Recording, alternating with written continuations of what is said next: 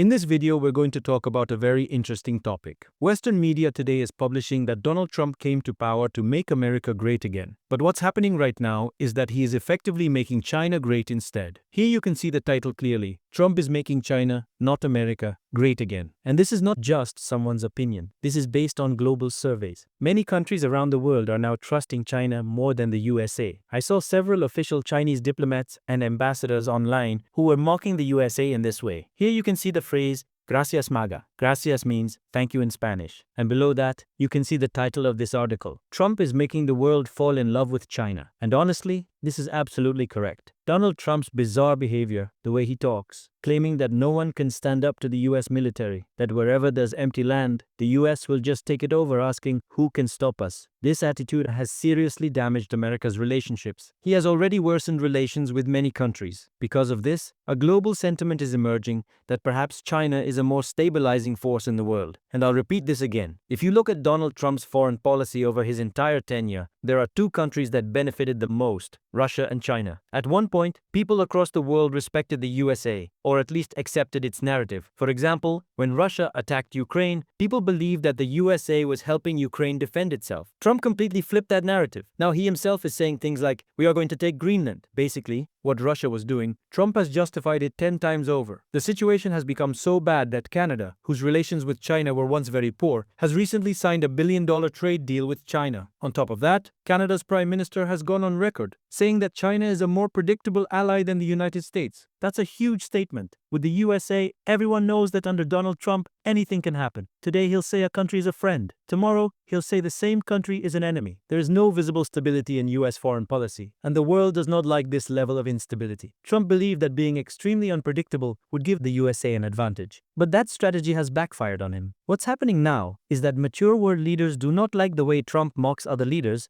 and ridicules their actions. It comes across as childish. Just yesterday, I saw Trump once again mocking the way Emmanuel Macron speaks. Emmanuel said to me, Donald, you have a deal. I would love to increase my prescription drug prices by 200% or whatever. I would love to do it. It'd be such an honor. Whatever you want, Donald, please. Don't tell the population. Please, Donald, I beg you. The first time it may seem funny. When a world leader does something unusual, it feels strange but entertaining. But when it's repeated again and again, it genuinely starts to feel like the United States under Trump has become an extremely unpredictable country. That's why even Canada's Prime Minister Mark Carney ended up saying that China feels like a more predictable country. At least with China, you know that whatever Xi Jinping says, whatever the government's strategy and policy is, they will stick to it. I was also watching the reaction inside the USA to this development, how Americans are responding to Canada signing a deal with China and their Prime Minister openly calling China a more predictable partner. Americans are furious. For example, famous US political commentator Steve Bannon, who is extremely close to Donald Trump, recently said, Carney is an enemy of the United States. It's obvious. He's partnered, as they've been infiltrated by the Chinese Communist Party and radical Islam. They love beta males. They feast off beta males like Carney.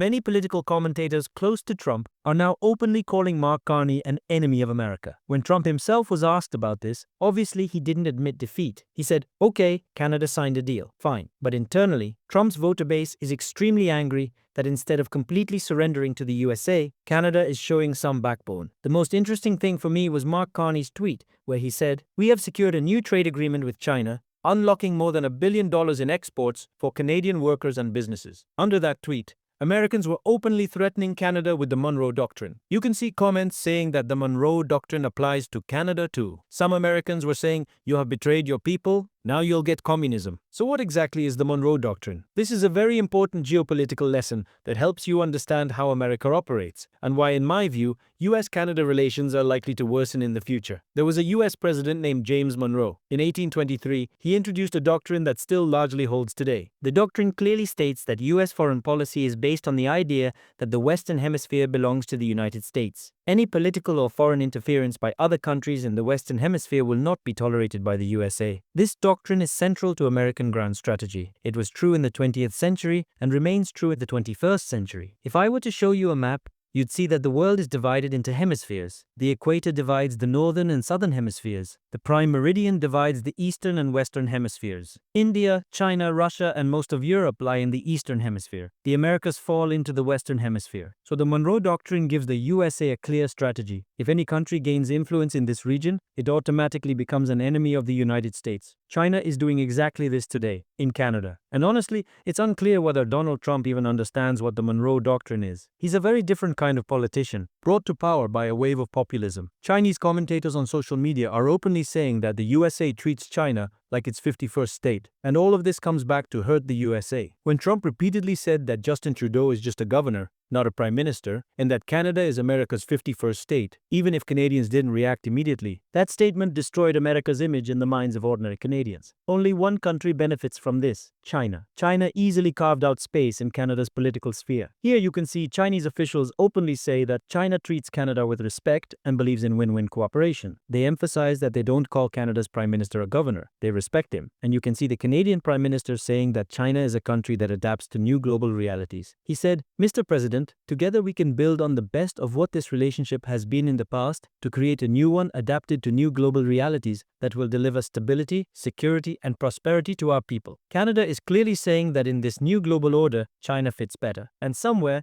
India as well, to start de-risking itself from US bullying, gradually reducing exposure to the dollar, increasing holdings in gold and other assets. India is also about to sign a trade deal with the European Union very soon. This year's Republic Day special guests are also top European leaders. Diversification is now necessary. Every country will do this. And when Trump's 4 years are over, the USA will have to reflect on where it stands. Yes, America's military will be extremely strong because Trump has massively increased the defense budget. But overall, the USA may find itself isolated, while China builds friendly relations with many countries, even those with whom China previously had very bad ties. In the coming days, we'll have to see whether Trump, out of frustration, imposes additional tariffs on Canada, or once again threatens it the way he talks about Greenland. A lot is about to happen. As I've said before, 2026 may be one of the most important years in geopolitics. See you in next video.